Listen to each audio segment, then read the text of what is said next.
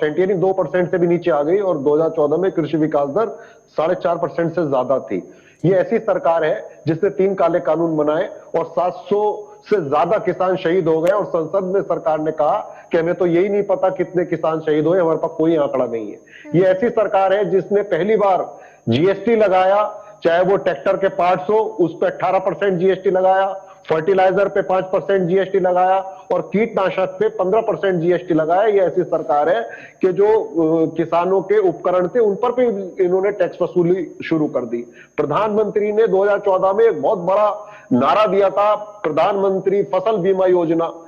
पहले 5 साल का अगर आप रिकॉर्ड उठाएंगे तो 40,000 करोड़ रुपए का मुनाफा इंश्योरेंस कंपनी ने कमाया है।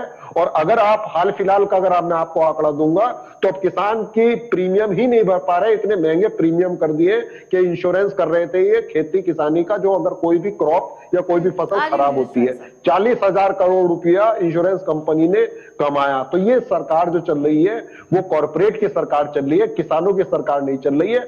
और एनसीआरबी का अगर आप डाटा उठा ले 2022 का तो उसमें कहा गया है 11,290 किसानों ने आत्महत्या की। आज जो हमारे किसान हैं वो कर्ज में दबे हुए हैं और ये केवल उद्योगपतियों का कर्ज माफ करती है सरकार। ये ऐसी सरकार है, केवल ये 2-3 लोगों की सरकार चल रही है।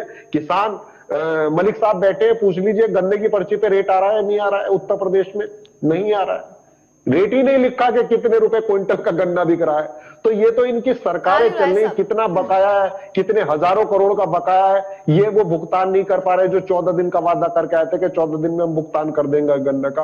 और ये